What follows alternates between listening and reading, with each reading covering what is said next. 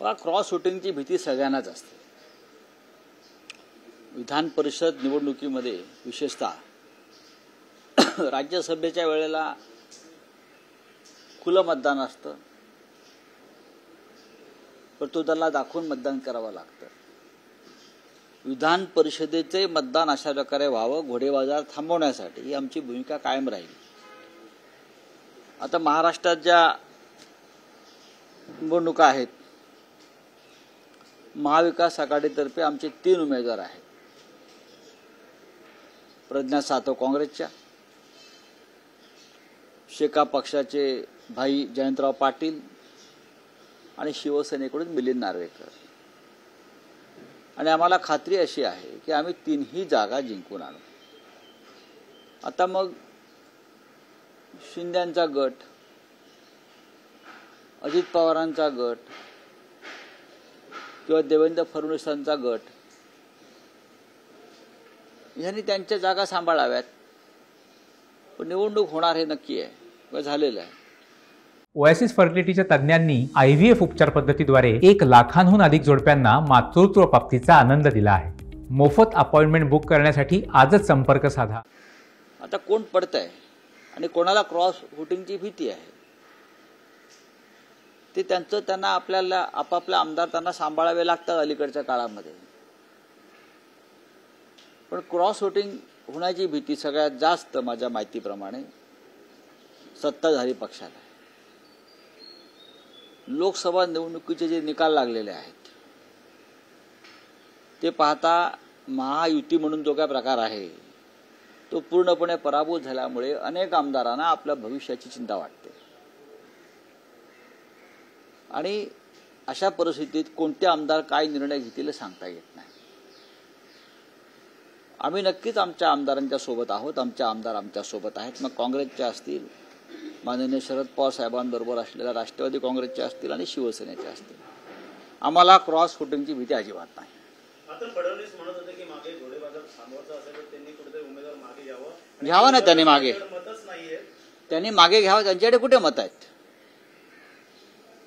अजित पवारांकडे किंवा मिंदे गटाकडे दुसरा उमेदवार निवडून आणावा इतकी मतच नाहीये. किंवा भाजपने जो जादा उमेदवार टाकलेला आहे असं आम्हाला वाटतं, त्यांनी मागे घ्यावा, अजूनही मागे घ्यावा, काय हरकत नाही. आणि घोडेबाजार थांबवावा. आतापर्यंत फडणवीसांनी किंवा इतर काही लोकांनी या महाराष्ट्रामध्ये प्रचंड घोडेबाजार सत्तेच्या बळावर, तपास यंत्रणा पोलिसांच्या बळावर केला, पण आता त्यांना ते जमणार नाही.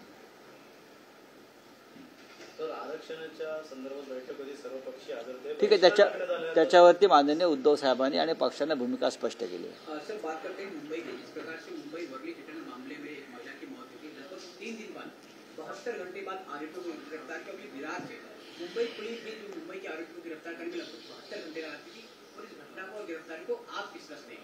सरकार की तरफ से आरोपी को बचाने की कोशिश चल रही है.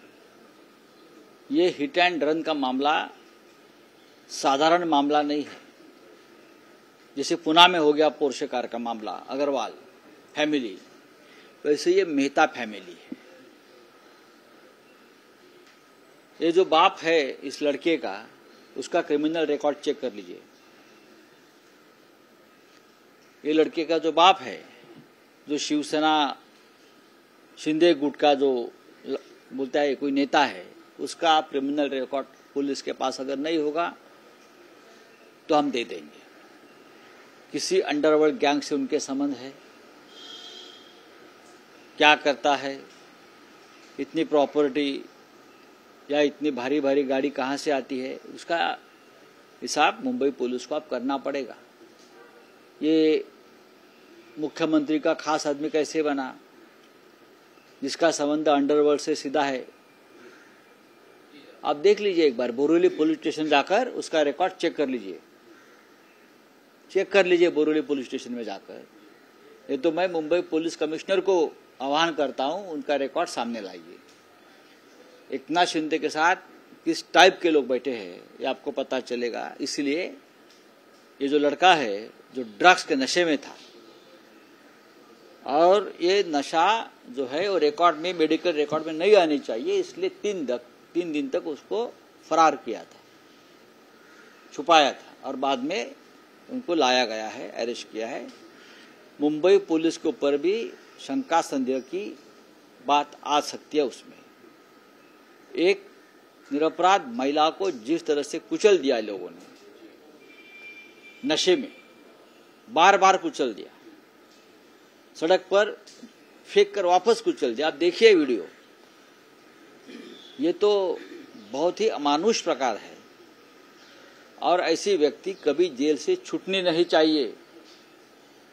अगर कोई कोशिश करेगा उसको छोड़ने का, तो सड़क पर लोगों ने उसको जवाब पूछना चाहिए, पुलिस को, और उनके जो आका है पॉलिटिक्स में, मंत्रालय में बैठे उनको भी।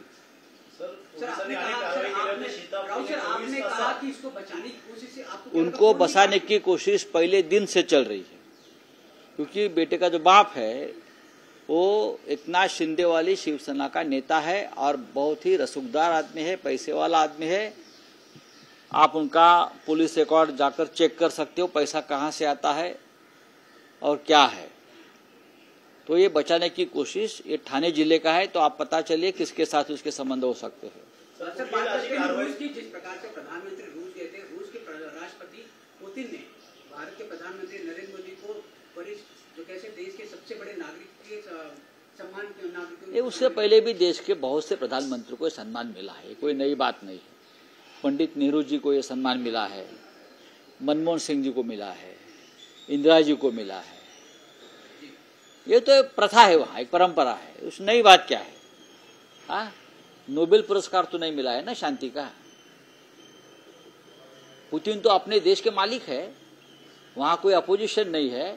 हाँ, संसद के मालिक है, देश के मालिक है, वो किसी को भी इस प्रकार से अवार्ड दे सकता है। गुन्हा घडला की मुंबई पोलीस 24 तासात शिता पिणे आरोपीला पकडतात, मात्र 2 ते 3 दिवस झाले, त्याच्यानंतर आता कुठेतरी काय ड्रग संदर्भात आपण मला प्रश्न काळजीपूर्वक विचारा, आपला प्रश्न काय, पोलीस अनेक वेळा कोणता, तुम्ही कोणत्या गुन्ह्याविषयी बोलताय? हिट अँड रन प्रकरणात ज्याला पकडण्याला उशीर लागला, अनेक वेळा पोलीस 24 तासात पकडले आरोपी पकडतात, मात्र यांना काय उशीर लागला? कारण या राज्यातलं जे सरकार आहे ते गुन्हेगारांना पाठीशी घालणारं सरकार आहे। महाराष्ट्रामध्ये जे मिंधे सरकार आहे हे एकतर गुन्हेगारी स्वरूपातून निर्माण झालेलं सरकार आहे। अनेक गुन्हेगारांना संरक्षण देऊन जे विधानसभेत आहेत हे सरकार बनवलेलं आहे। मग ईडी असेल, CBI, police, income tax, EOW, त्याच्यामुळे यांची मानसिकता आहे गुन्हेगारी स्वरूपाची। गुन्हेगारांना प्रोटेक्शन द्यायचं आणि आपल्या पक्षामध्ये सामील करून घ्यायचं। वरळी हिट अँड रन केसमध्ये नेमकं तेच झालेलं आहे।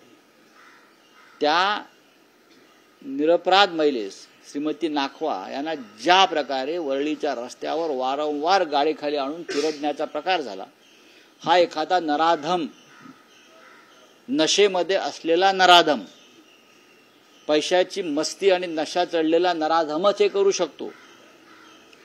एका मराठी महिलेचं ज्या पद्धतीनं रस्त्यावर निर्घृण हत्या करण्यात आली आणि मुंबई पोलिसांना आरोपी 3 दिवस सापडत नाही, कोणाला खरं वाटेल का?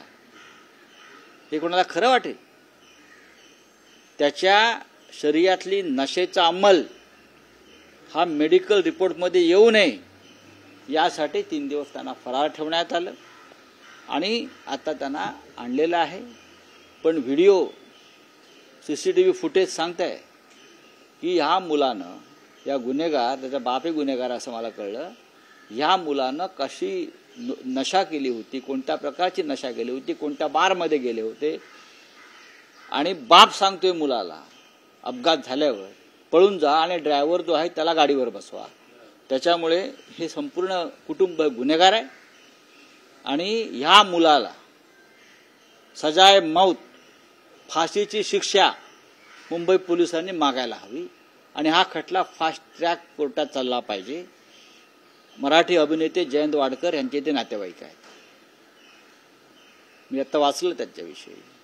कुठे गेली मराठी फिल्म इंडस्ट्री? एरवी आपल्या कॉमेंट देत असते किंवा इतर काही सामाजिक कार्यकर्ते। हा, बोललं पाहिजे ना,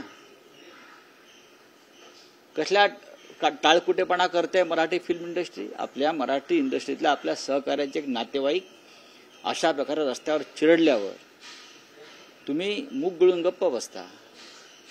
कसलं मराठीपण आहे तुमच्यामध्ये? चला, थँक्यू. राउत सर, जिस प्रकार से इंटरनेट केस की आपने बात की, पीड़ित हो या विपक्ष, कई नेता है वो मांग कर रहे हैं आरएसपी को सजाए मौत देने, फांसी पे चढ़ा देने की.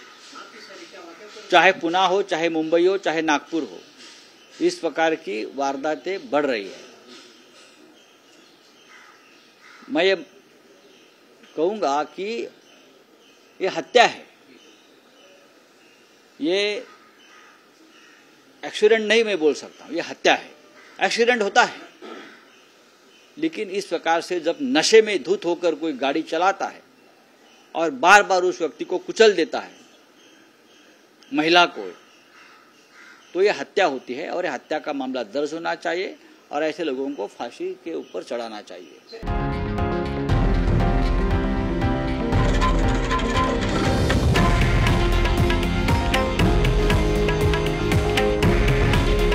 हे आहे देशातील नंबर 1 न्यूज नेटवर्क आणि आपण पाहत आहात TV9 मराठी. काळजी तुमची, हित महाराष्ट्राचं.